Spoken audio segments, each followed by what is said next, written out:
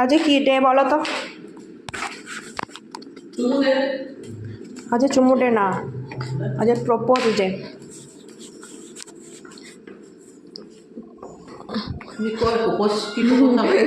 তুমি দেখো দেখো, ধরো ধরো ধরো ধরো, তিনটে আছে, ছবি দেখতে থাকো।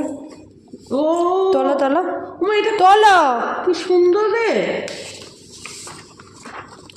ওরে বাবারে, এখানে আমার ম্যাম আছে, একটা তোলো।